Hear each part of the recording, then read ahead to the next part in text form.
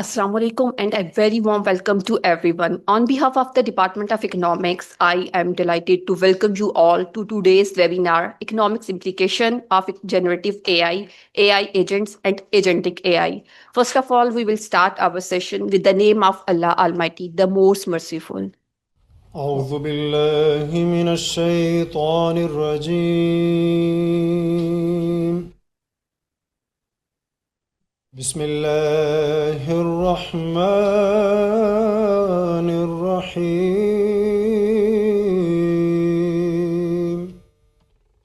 الله الذي خلق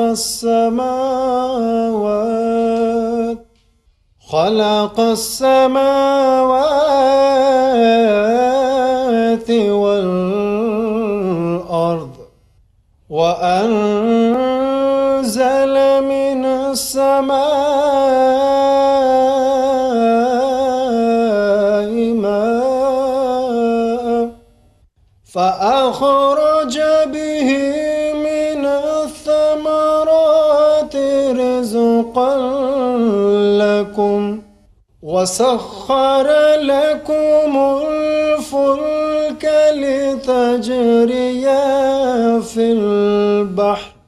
لتجري في البحر بأمره وسخر لكم الأنهار صدق الله العلي العظيم. Jazakallah. Artificial intelligence is rapidly transforming the global economics landscape. With the rise of generative AI, intelligent AI agents, and more autonomous agentic AI, we are seeing new level of automation, creativity, and decision-making capability. These technologies are not just tools, they are catalysts for economic restructuring, affecting productivity, labor market, firm behavior, and policy design. Today's sessions aim to clarify key concepts, discuss real-world application, and reflect on how AI challenges traditional economic measurement and governance. We hope this session strengthens your academic understanding and encourages deeper exploration in evolving field of AI economics. Now, it's my pleasure to introduce our esteemed speaker, Dr. Mohammad Shakil. He has been serving as an in-charge in the Department of Economics, and he's an assistant professor of economics at Virtual University of Pakistan since 2021. With over a decade of research experience, Dr. Shkil has authored more than 15 publications in prestigious international journals, including Energy and Environment, Environmental Science and Pollution Research, and the Singapore Economic Review. He has also contributed extensively to academic community as a reviewer and editorial board member for several national and international journals. Without any further delay, I warmly invite Dr. Mohammad Shakil to begin his session. Please, sir.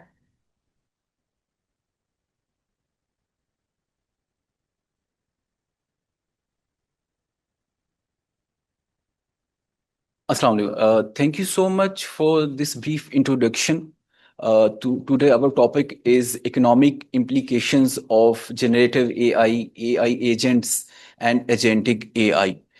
तो आज के हम session में ये देखेंगे कि किस तरीके से एआई जो है एक कैटलिस्ट है डेवलपमेंट का, ग्रोथ का, इंडिविजुअल लेवल के ऊपर, as an educationist, as a student हमारे लिए इसमें क्या इकोनॉमिक इम्प्लीकेशंस है, कंट्री लेवल या पॉलिसी लेवल के ऊपर क्या इम्प्लीकेशंस हैं जो एआई जो है हमारी लाइफ के अंदर जो है आ चुकी हुई है, और इसके लिटरेसी के हवाले से हमारा क्या जो है रोल हो सकता है पोटेंशियल। तो let me share the screen.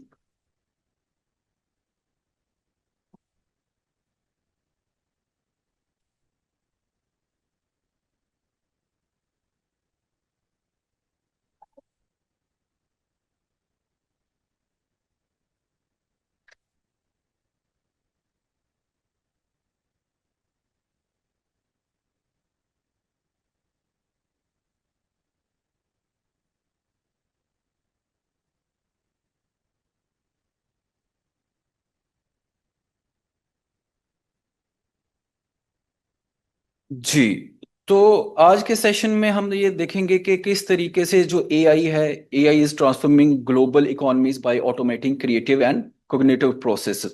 We explore three layers: generative AI, AI agents, and agentic AI.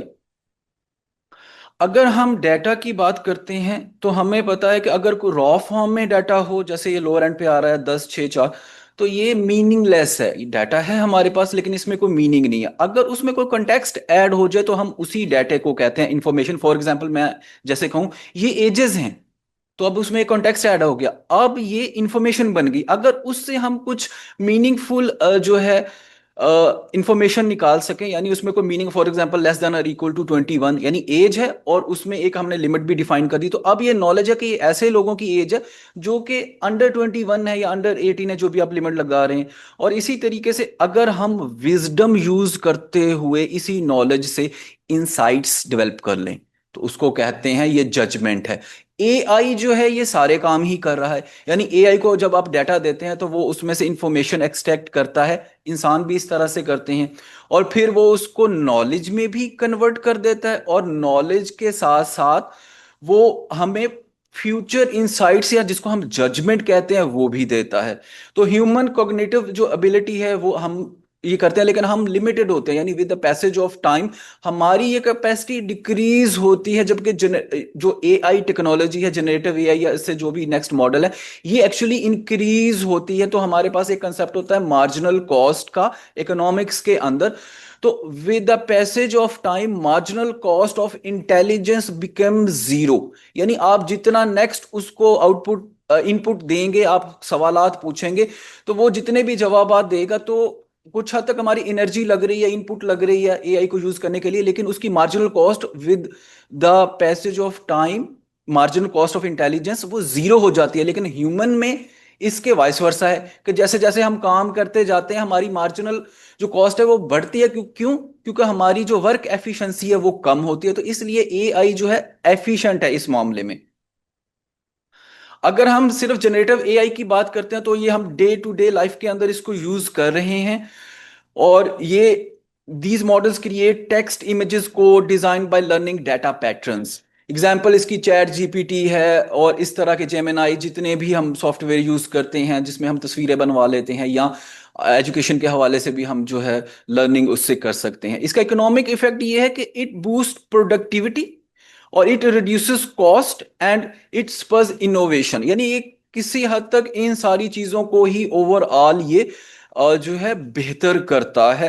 Generative AI जो है प्रोडक्टिविटी को एक्चुअली देखा जाए तो वो बढ़ाता है, और इसके साथ साथ जो क्रिएटिव जो हमारी थिंकिंग है, जो आइडियाज है न्यू, वो बनते हैं।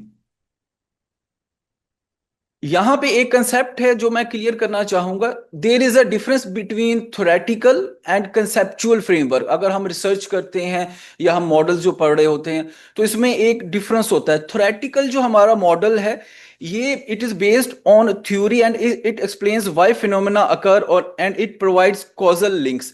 जबकि जो हमारा कंसेप्चुअल फ्रेमवर्क है उसी थ्योरी के अंदर थ्योरेटिकल मॉडल में अगर हम कोई गैप देख ले, हम कहें ये एक गैप है, तो that will be called as a theoretical gap. उस गैप को कवर करने के लिए हम जो फ्रेमवर्क बनाते हैं उसको कहते हैं कंसेप्चुअल फ्रेमवर्क।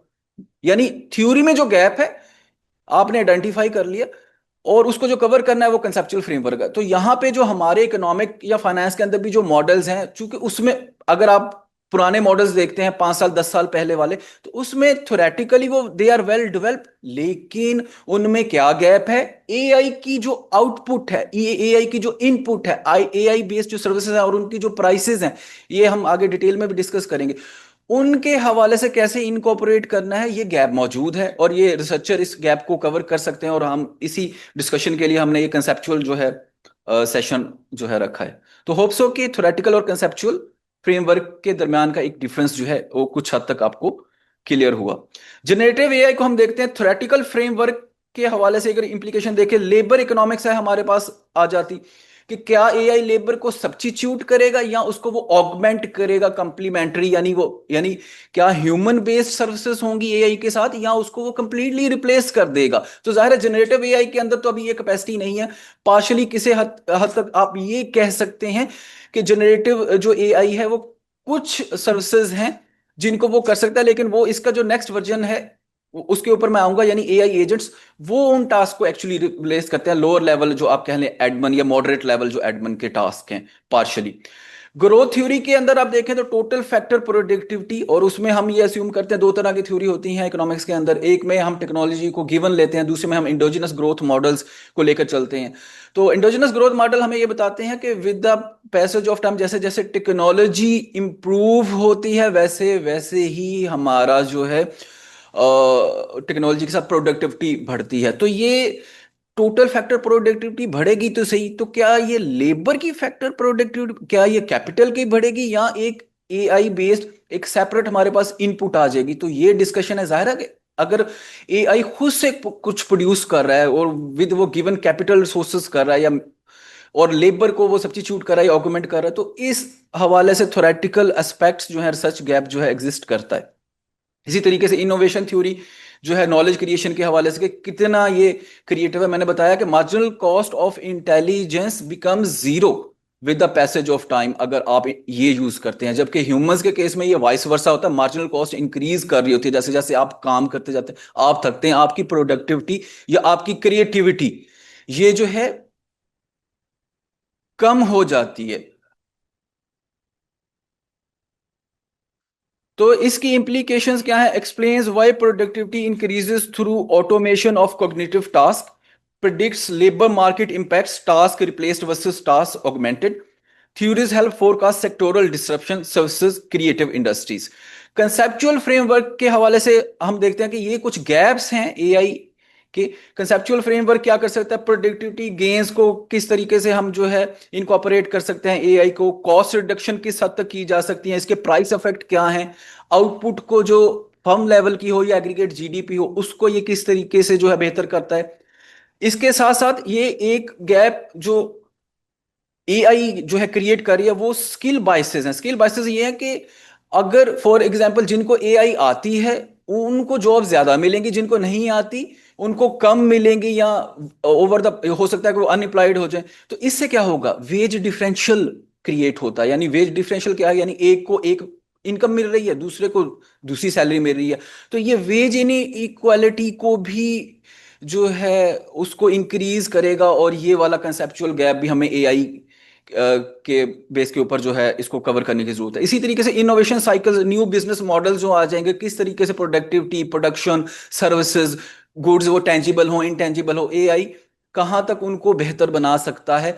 तो ये वाले भी जो गैप है, चूंकि एआई अब यूज हो रही है चाइना के अंदर, यूएसए के अंदर, उनकी बहुत सारी फर्म है उन्होंने वो ऑटोमाइज बल्कि ऑटोनोमस कर दिया हुआ है। इसके दरमियान एक डिफरेंस है वो मैं आगे जो है बताऊंगा। तो यानी एआई यानी रोबोट्स जो है वो काम कर रहे हैं, तो जाहिर है कि अब लेबर जो है सब्स्टिट्यूट अगर वो हो रही है तो अनएम्प्लॉयड हो रही है। तो यहाँ पर अब ये कि उनको वेलफेयर कंटेक्स्ट में अनएम्प्लॉयड लोगों को हमने क्या पैसे देने हैं, टैक्सेशन किस तरीके से की जाए, क्या एआई बेस्ड टैक्सेशन हम कर सकते हैं, अगर हम वो करते हैं तो क्या क्रिएटिविटी ऑफ द एआई तो डिस्टर्ब नहीं होती। ये सारे इस वक्त गैप जो है इसके ऊपर काम हो भी रहा है और ये गैप एग्जिस्ट कर रहे हैं हमारी थ्योरी में। इंप्लीकेशन यही है कि it helps policy maker simulate how generative AI affect GDP, employment, wage structure and sectoral composition.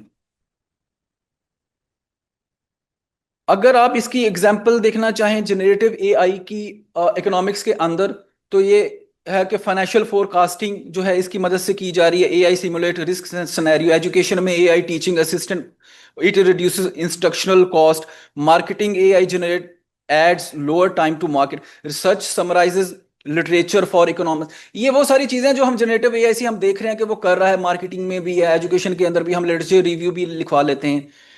तो it impacts total factor productivity, लेकिन इसके साथ साथ ये वेज इनइक्वालिटी और एआई स्किल्ड डिमांड इसको जो है ये राइज दे रहा है और इसके ऊपर जो है गैप्स एग्जिस्ट कर रहे हैं। और ये हमारे थ्योरेटिकल मॉडल को इस तरीके से यानी कह लें कि उसमें गैप्स को हाईलाइट कर रहा है।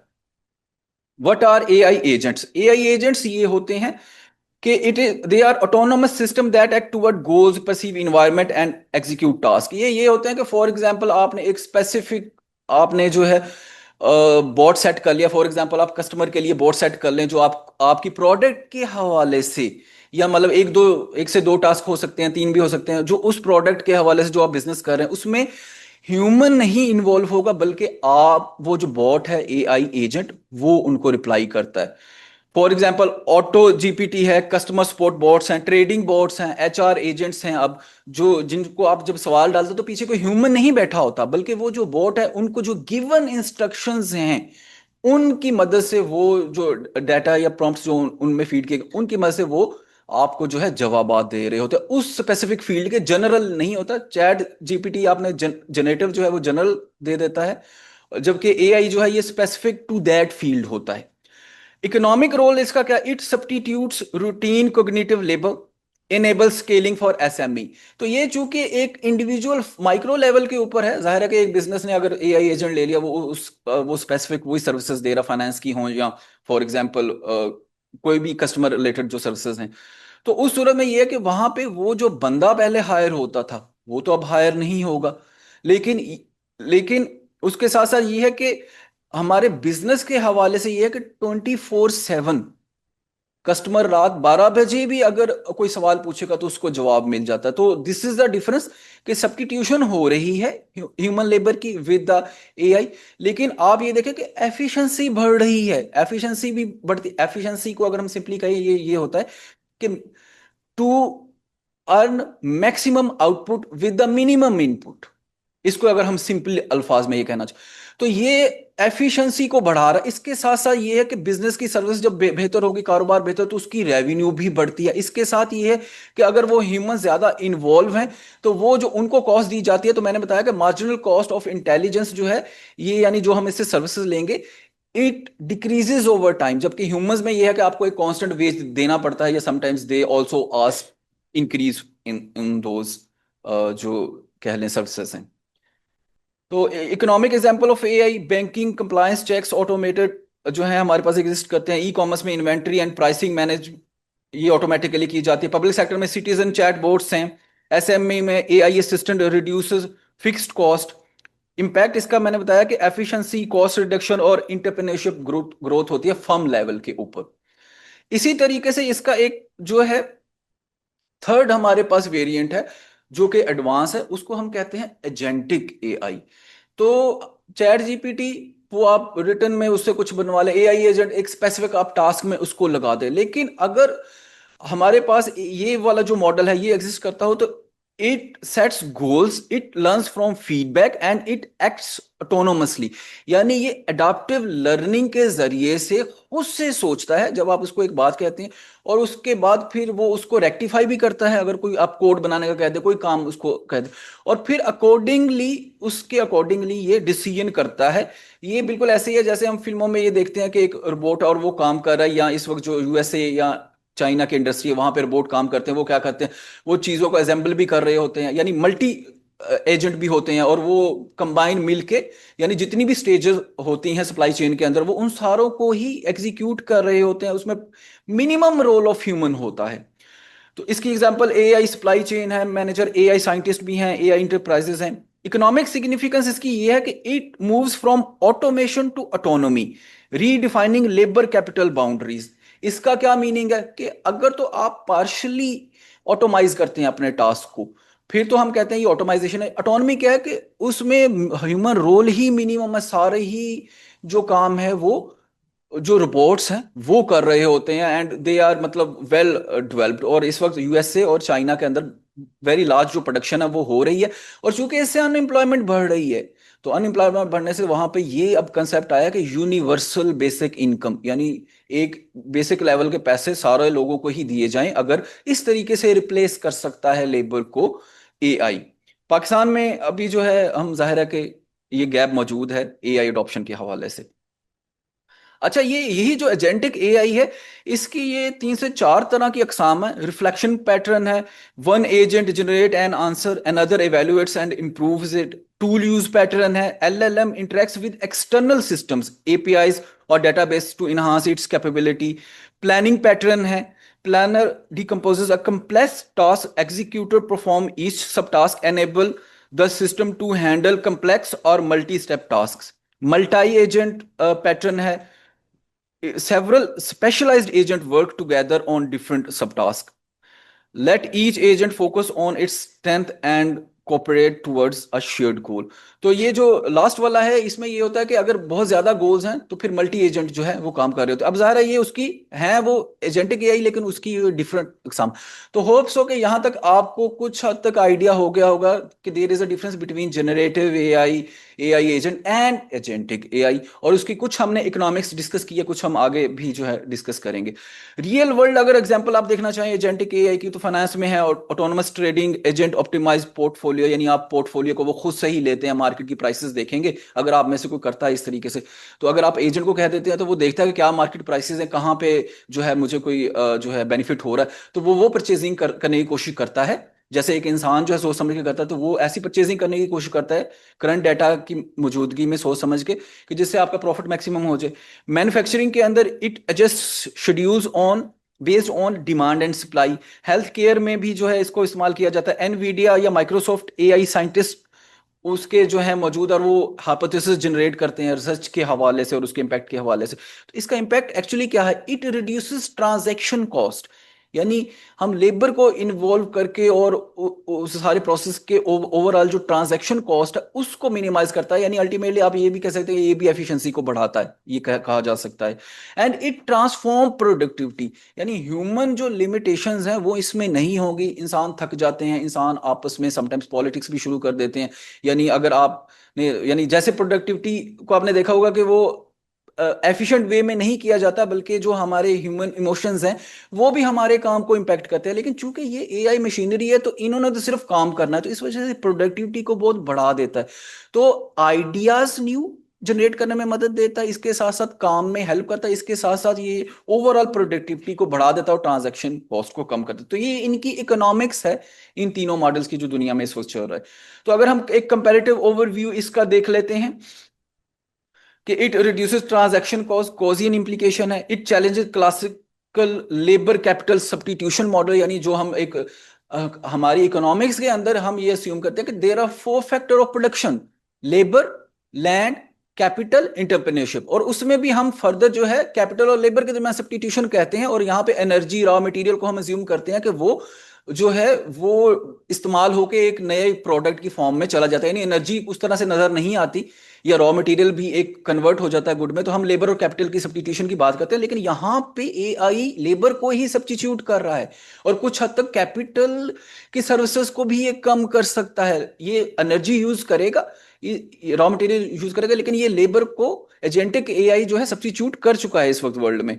तो हमारे वो जो मॉडल्स हैं उनके अंदर जो है ये इंप्लीकेशन बनती है कि ये आउटपुट को कैसे बढ़ा रहा है. और ये भी इंप्लीकेशन बनती है कि किस तरीके से जो अनएम्प्लॉयड लोग हैं उनको हमने किस तरीके से जो है प्रोटेक्शन देनी है या क्या पॉलिसीज बन सकती हैं. और इसके ऊपर दुनिया में काम भी हो रहा है.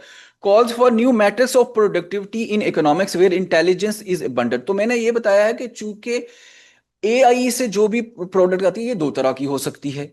इसके अंदर टेंजिबल गुड्स भी हो सकती हैं या सर्विसेज जो मेजर होती हैं स्टैंडर्ड, लेकिन उसके साथ साथ ये इसका जो डाटा है या जो मॉडल्स हैं वो इंटेंजिबल भी है क्योंकि डाटा के फॉर्म में है, आप समझ रहे हैं.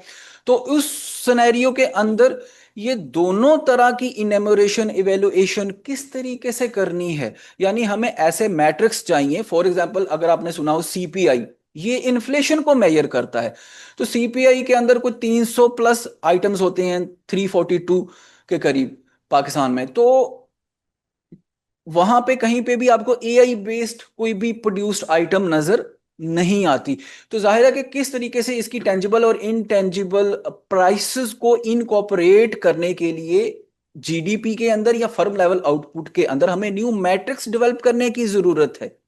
तो ये भी एक रिसर्च गैप है या कंसेप्चुअल फ्रेमवर्क के अंदर हम ये वाले जो है ऐसे कह ले इंडेक्सेस डेवलप कर सकते हैं जो हमें इस मामले में जो है हेल्प आउट करेंगे. तो अगर हम इसको कंपैरेटिवली देख लें तो कोर फंक्शन जो जनरेटिव एआई है, it creates new content. AI agents क्या करते हैं, perform defined task. Agentic AI क्या करते हैं, set and achieve goals autonomously. Human involvement जो है जनरेटिव एआई में जो है हाई है, एआई एजेंट में मॉडरेट है, एजेंटिक एआई में ऑलमोस्ट मतलब मिनिमम है। और इकोनॉमिक इम्पैक्ट क्या है? जनरेटिव एआई प्रोडक्टिविटी को बूस्ट करता है, एआई एजेंट कॉस्ट एफिशिएंसी को जो है इनहांस करता है, और एजेंटिक एआई एक स्ट्रक्चरल ट्रांसफॉर्मेशन है।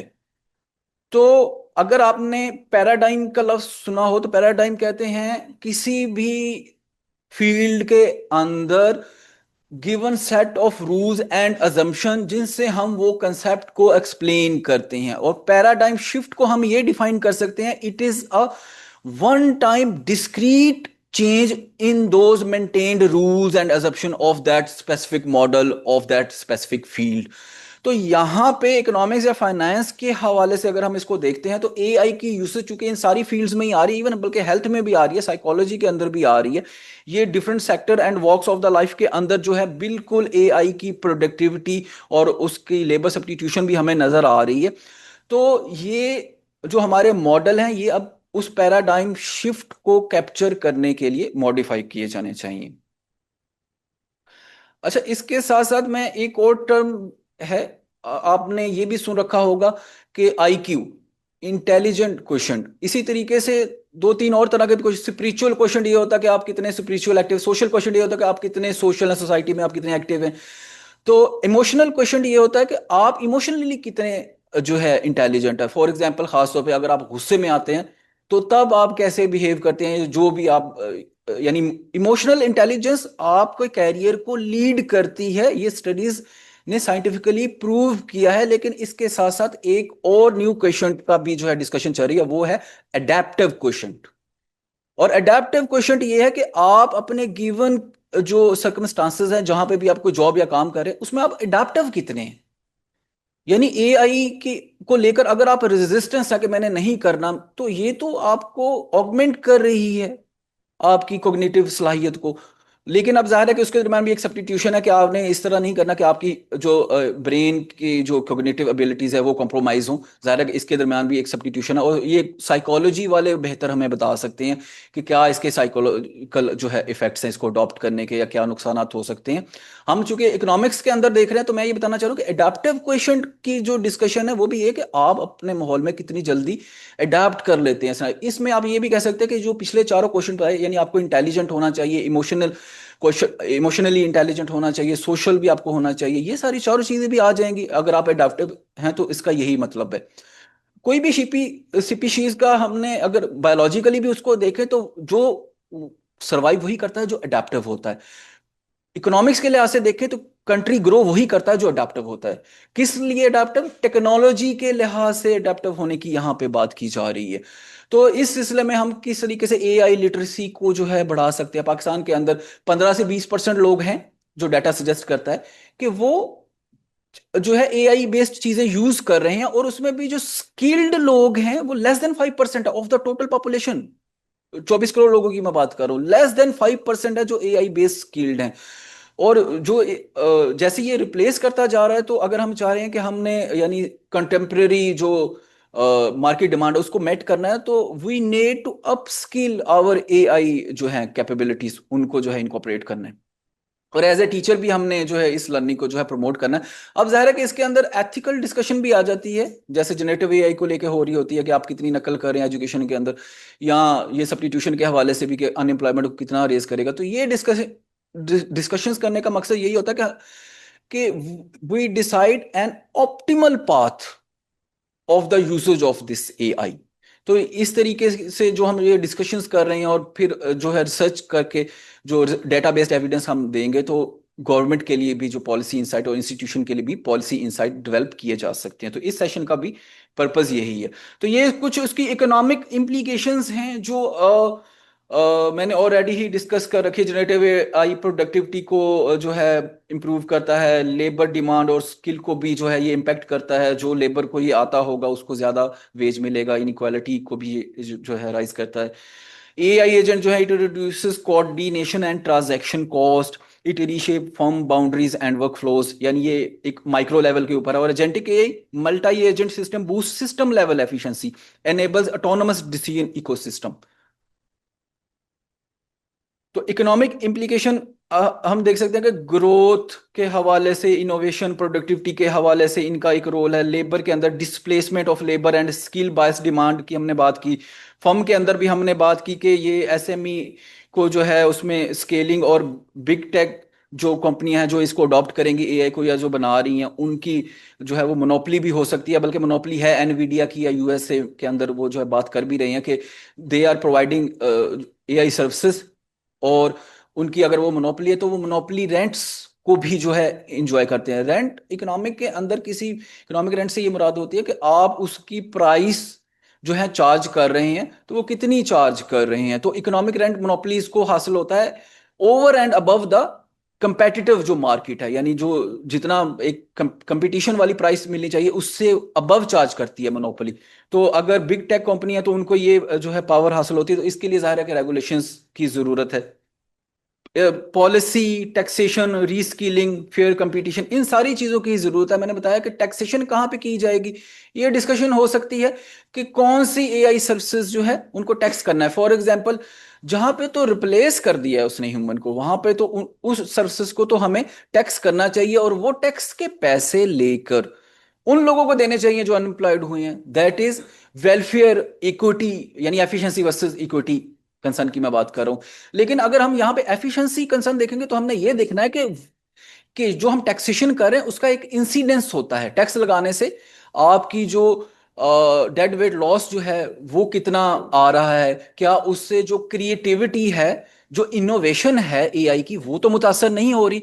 तो टैक्स पॉलिसीज को इस तरीके से हमने ऑप्टिमाइज वे में जो है अलाइन करना है कि उससे क्रिएटिविटी, इनोवेशन के ऊपर फर्क ना पड़े, लेकिन जो लोग अनएम्प्लॉयड हो जाएं इस सिनेरियो के अंदर एआई में, तो उनको कंपनसेट किया जाए। तो ये जो हमारी डिस्कशन है कि एआई की अडॉप्शन जो है पूरी सिस्टम के अंदर आ रही है, तो इसकी यानी पॉलिसीज, रेगुलेशन के हवाले से, एथिक्स के हवाले से कि कितना यूज करना, टैक्सेशन के हवाले से, रीस्किलिंग कितनी करनी है। एआई लिटरेसी की मैंने बताया कि एआई लिटरेसी लेस देन 5% है जो लोग पाकिस्तान के अंदर जो है एआई को एफिशिएंटली यानी स्किलफुली यूज कर सकते हैं। रैंडमली तो हम सारे यूज करते हैं, जो नहीं भी यूज कर रहा, हमारे जो फेसबुक के जो एल्गोरिदम्स हैं वो भी एआई बेस्ड है, तो आप इनडायरेक्टली उसको यूज कर रहे हैं। तो आप ये नहीं कह सकते कि मैं एआई यूज नहीं करता। यानी आपने फेसबुक पे कुछ सर्च किया तो वो आप देखेंगे कि आपने कुछ बोला है, और वही प्रोडक्ट, आपने एक प्रोडक्ट का नाम लिया तो उसकी 10 प्रोडक्ट कैसे सामने आ रही हैं, क्योंकि वहां पे एआई बेस्ड मॉडल हैं जो रेलेवेंट रिसर्च सच को शो कर रहे हैं। तो अगर कोई इवन चैट जीपीटी भी यूज नहीं कर रहा, फेसबुक ही यूज कर रहा है, इवन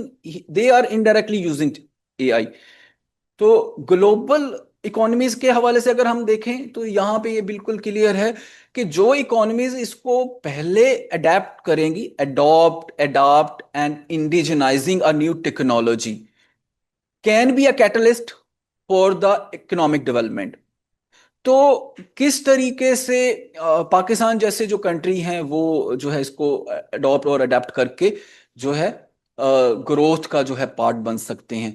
और ये एक और न्यू कंसर्न ग्लोबल लेवल के ऊपर भी जो है वो रेज होता है, और वो कंसर्न ये है कि ग्लोबल लेवल जीडीपी के जो डिफरेंसेस हैं, यानी ग्लोबल लेवल के ऊपर जो डिफरेंसेस हैं इकोनॉमिक्स के हवाले से, यानी एक कंट्री ज्यादा ग्रो कर रही है, ज्यादा हाई जीडीपी पर कैपिटा है उनकी, और पाकिस्तान जैसे कि लो है, तो ये जो डिफरेंशियल है, ये एआई अडॉप्शन अगर हम नहीं करते तो ये और बढ़ जाएंगे। तो सिर्फ यही नहीं है कि इंडिविजुअल लेवल वेज इनइक्वालिटी होगी, बल्कि ग्लोबल या कंट्री लेवल की इनइक्वालिटी को भी जो है ये रेज करेगा।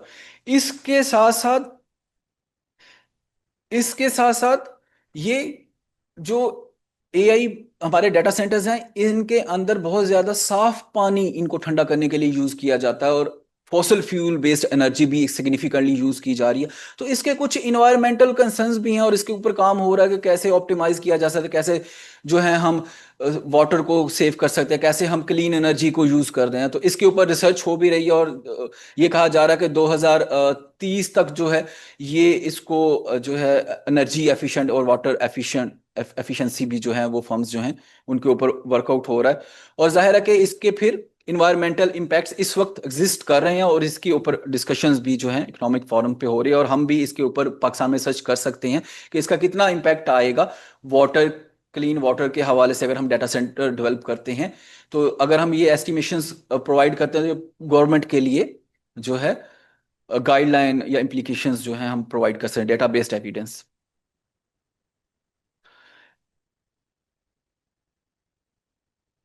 AI is a paradigm shift in economic organization. Intelligence becomes a scalable factor of production. Productivity rises, but inequality and adjustment issues persist. Inclusive policies can ensure sheer prosperity. Pakistan के हवाले से भी जो है मैंने बात की है कि इंक्लूसिव ग्रोथ जो है हमें इंटीग्रेट करने की ज़रूरत है AI को एजुकेशन में, SME में, पब्लिक सर्विसेज में, जहाँ पे प्रोडक्टिविटी बढ़ जाए और इन इक्वालिटी को हम रिड्यूस कर सकें, एफिशिएंसी को हम बढ़ा सकें। Or it should be taxed like labor income only if it substitute human work. When AI creates value autonomously, GDP measurement must evolve to include machine generated output and intangible digital productivity. तो ये सारी discussion जो है overall हम पहले भी कर चुके हैं कि हमें new matrix AI based services या जो प्रोडक्ट्स हैं उनकी प्राइसेस को कैप्चर करने के लिए डेवलप करने की जरूरत है। और पाकिस्तान अगर अडेप्ट करता है इस टेक्नोलॉजी को विद द पॉलिसी क्लियरेंस और एथिकल जो इसके कंसर्न्स हैं उनको प्रोवाइड करके ट्रांसपेरेंट वे में, तो हमारी इकोनॉमी जो है वो रैपिडली ग्रो कर सकती है। टेक्नोलॉजी यूज के हवाले से अगर हम बात करते हैं तो ये एक थ्योरी है UTAUT बेस्ड, यानी ये एक थ्योरी है, ये 4 हमें इंडिकेटर्स देती है न्यू टेक्नोलॉजी एडॉप्शन के हवाले से। वो 4 इंडिकेटर क्या हैं? Performance expectancy, effort expectancy, social influence, facilitating condition. तो हम इसको स्पेसिफिकली AI के कंटेक्स्ट में देख रहे हैं। किसी भी न्यू टेक्नोलॉजी के हवाले से ये 4 उसके इंडिकेटर हैं जो रिसर्च के अंदर यूज किए जाते हैं। ये उसका थ्योरेटिकल मॉडल है।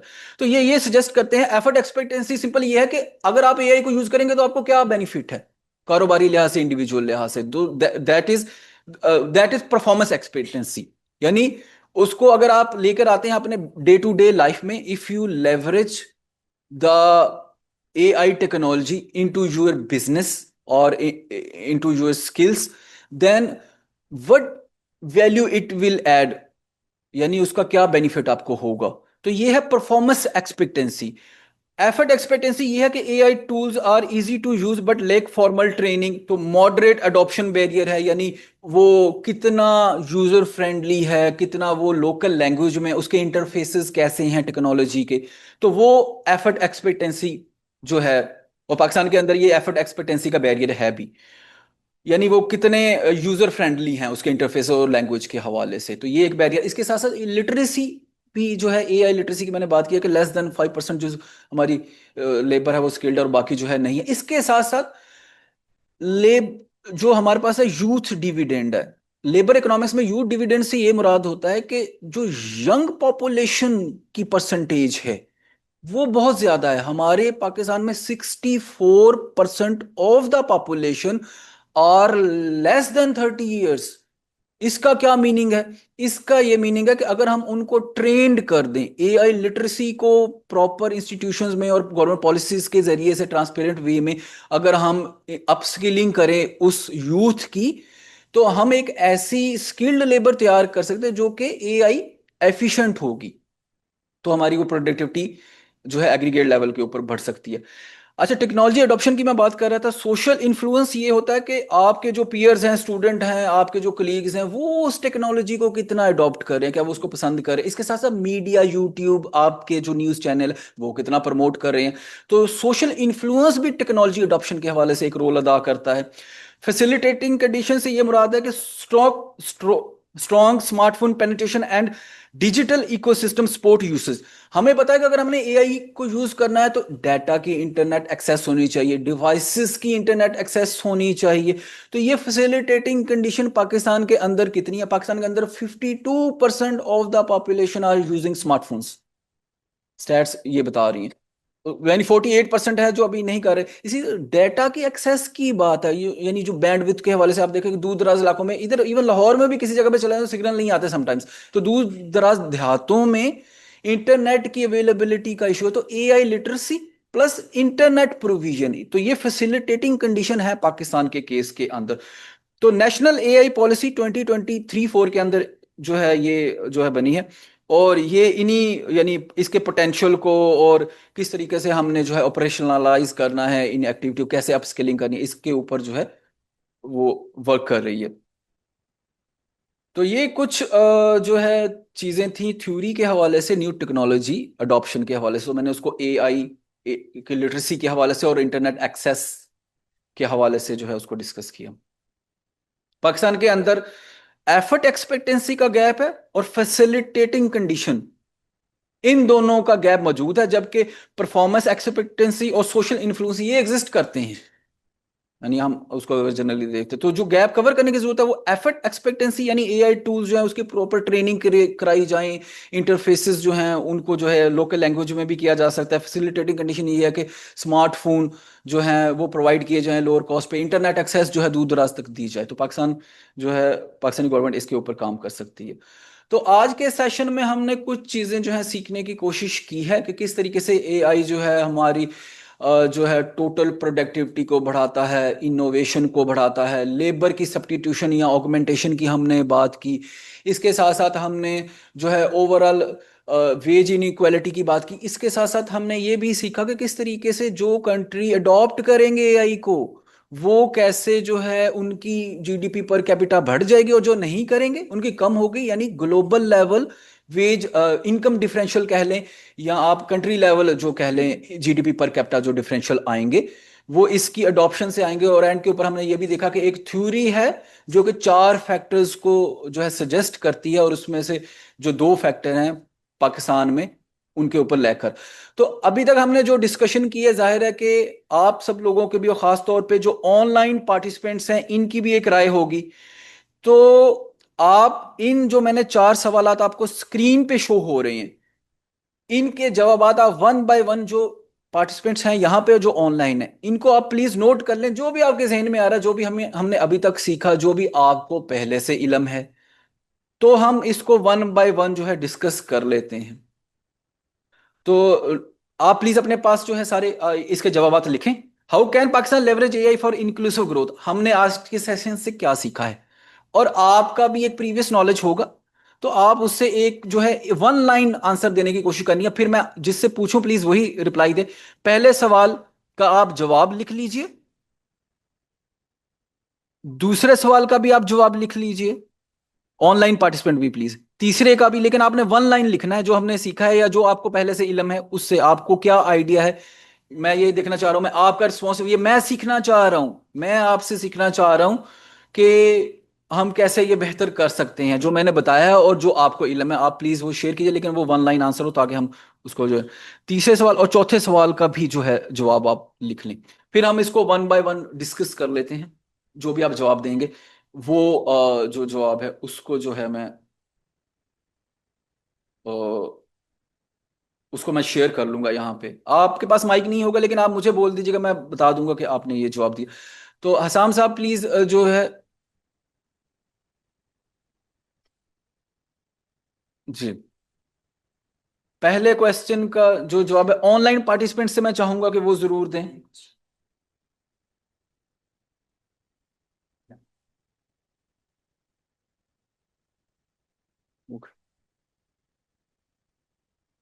अच्छा, ये जवाबात आप लिख लीजिए। कुछ ऑनलाइन पार्टिसिपेंट्स ने कुछ सवालात पूछे हैं, मैं उनको एड्रेस कर लेता हूं।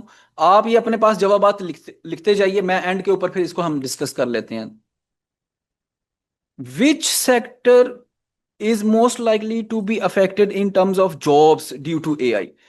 यहाँ पे जहां पे भी जो लोअर एडमिन के जो टास्क हैं, जो एआई एजेंट्स रिपोर्ट जहां पे आ सकते हैं, जो फाइनेंशियल सेक्टर है, बैंकिंग सेक्टर है, ठीक है, यहाँ पे जो बिजनेस के अंदर सर्विसेज दी जाती हैं वहां पे ये इसको रिप्लेस कर सकता है। यानी शॉर्ट टर्म में ये रिप्लेस कर चुका हुआ है, तो हम उन्हीं को कह सकते हैं कि जो फाइनेंशियल या बैंकिंग सेक्टर है वहां पे ये एक्टिवली जो है जॉब्स को रिप्लेस कर रहा है।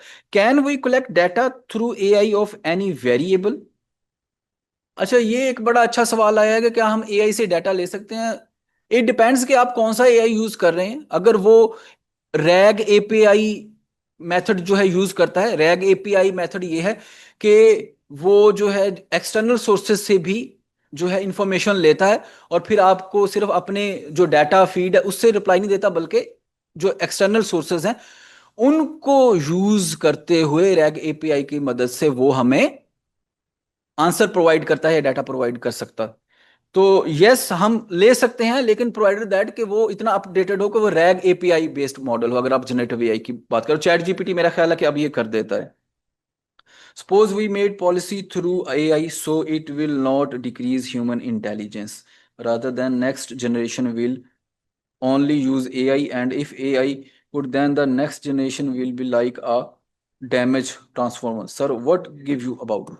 यहाँ पे ये किसी पार्टिसिपेंट ने ऑनलाइन एक बड़ा ही अच्छा सवाल किया है, और वो सवाल ये है कि अगर ऑनलाइन एआई जो है हम यूज करते हैं तो हमारी जनरेशन तो बड़ी एक्टिव हो जाएगी, उससे अगली भी एक्टिव हो जाएगी, लेकिन व्हाट अबाउट उससे अगली जनरेशन जो डम हो जाएगी, जो चलेगी ही एआई के ऊपर।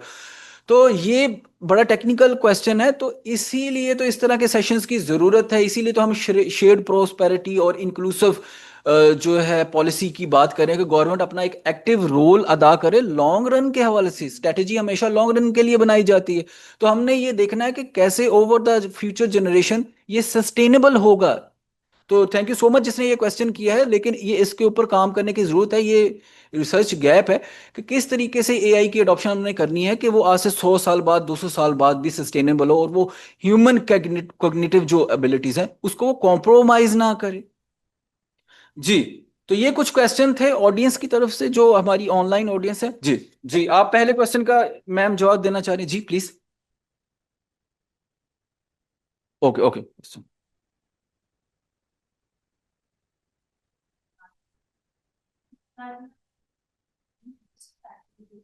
with the agentic AI if we apply that into improving our GDP or productivity. Yes, thank you so much. Ma'am ने जो है एक बड़ा अच्छा क्वेश्चन किया कि मैंने रिस्क फैक्टर्स को डिस्कस नहीं किया, इसके साथ साथ मैंने एथिक्स को भी डिस्कस नहीं किया कि उसके अडॉप्शन के, क्योंकि हमारे सेशन का जो एक्चुअल था कि मैं इकोनॉमिक्स उसकी इम्प्लीकेशन बताना चाह रहा था, but there are risk involve. तो वहां पे इंक्लूसिव पॉलिसी और रेगुलेशंस की हमें ज़रूरत है, और वो यानी हमें कैलकुलेटेड मूव्स करने की जरूरत है। देयर आर रिस्क्स, यानी ये भी तो रिस्की है ना कि हम अनएम्प्लॉयड हो जाएंगे, हमें सब्स्टिट्यूट कर देगा, लेकिन इसके साथ साथ there could be ethical concerns. तो ये क्लैरिफिकेशन की जरूरत है। रेगुलेशंस यूएसए में भी बन रहे हैं, पाकिस्तान भी इसके ऊपर काम कर रहा है, तो ये गैप्स हैं। Yes yes yes, privacy concerns हैं, डाटा ट्रांसपेरेंसी के कंसर्न्स हैं। बेहतर ये होगा कि गवर्नमेंट इस तरह का कोई फॉरम लेके आए, मेरे ख्याल में, ये मैं कह रहा हूँ, ओपन एआई सोर्सेज हों, ओपन हो, यानी वो जो डाटा के जो सोर्सेज हैं हमारे, वो जितने ओपन एंडेड होंगे वो बेहतर है। लेकिन अब जाहिर है कि उसमें प्राइवेसी कंसर्न्स और एथिकल कंसर्न्स को हमें कंसिडर करने की जरूरत है, तो दीज कंसर्न्स आर देयर।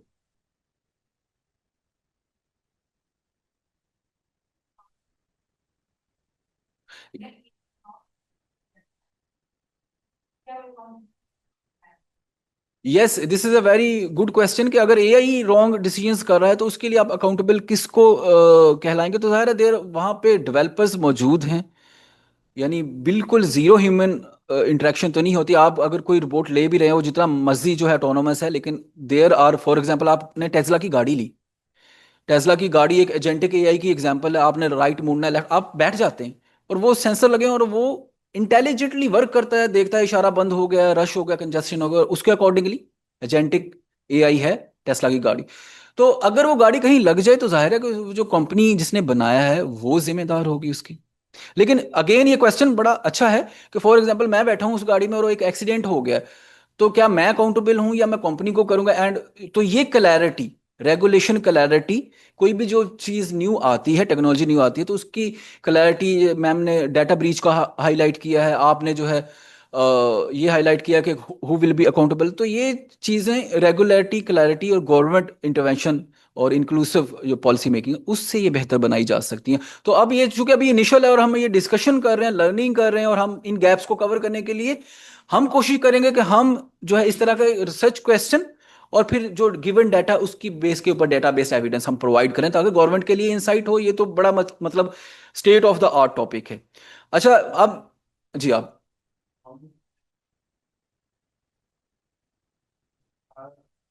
जो पैरामीटर है फॉर एग्जांपल वेज को आप फंक्शन कंसीडर करते हैं, wage is a function of multiple components और उसमें कुछ वेरिएबल्स हैं, कुछ फिक्स्ड है, कुछ वेरिएबल।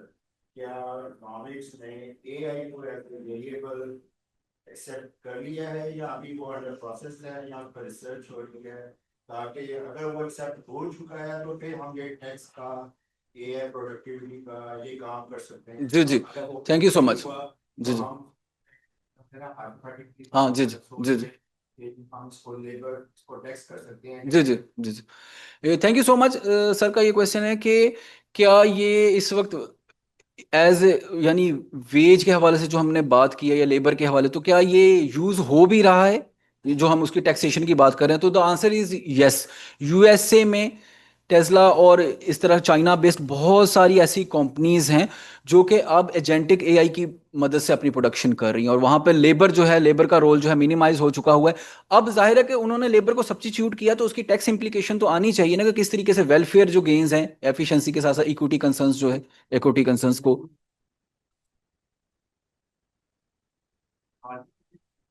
तो वो टेक्नोलॉजी के वेरिएबल के अंदर इंक्लूड हो जाएगा। अगर आप किसी स्किल लेवल पे ले आएंगे तो वो स्किल के अंदर इंक्लूड हो जाएगा। आप इन दोनों को सेपरेट कर रहे हैं या एक उनके साथ इंक्लूड करके जी, ये चीज मैंने स्टार्टिंग पे ही मेंशन कर दी थी कि ये जो गैप्स हैं, कंसेप्चुअल गैप्स, ये इस वक्त एग्जिस्ट कर रहे हैं। डाटा अवेलेबल है, हमने यही तो देखना है कि इनकी जो इंटेंजिबल या टेंजिबल जो भी सर्विसेज हैं वो हमने स्टैंडर्ड जो लेबर या कैपिटल की प्राइसिंग से या उनकी वैसे मेजर नहीं करनी, बल्कि अगर वो एजेंटिक एआई है तो हमने उसको एक सेपरेट स्केलेबल फैक्टर के तौर पे इंट्रोड्यूस करना है। तो ये थ्योरी के अंदर ये गैप मौजूद है और इस गैप को कंसेप्चुअल फ्रेमवर्क के जरिए कवर करने की जरूरत है। और डाटा अवेलेबल है 4 से 5 साल का, बल्कि मेरा ख्याल है 10 सालों से ये चीजें चल रही हैं, और हम उस डाटा बेस्ड एविडेंस के ऊपर डिसाइड करेंगे कि हमने कैसे मैट्रिक्स जो है डेवलप करने हैं और किस हद तक जो है फिर उसकी बेस पे टैक्सेशन या इम्प्लीकेशन कीजिए। कर रहा है, रिप्लेस कर रहा है, कॉम्प्लीमेंट कर रहा है, ये एक अच्छा क्वेश्चन होगा। आप इसको मेजरमेंट के पॉइंट ऑफ से डिस्कस कैसे करें? जी जी, मैं ये बताना चाह रहा हूं कि जहां पे ये रिप्लेस कर चुका है वहां पे तो उसने रिप्लेस कर दी है। जिन सर्विसेज को वो ह्यूमन ऑगमेंट कर रहा है यानी ऐड ऑन कर रहा है, तो वो वाली सर्विसेज को हम यानी ये हम सेक्टर कह लें, सेक्टराइजेशन या कंपोजिशन उनकी कर लेंगे।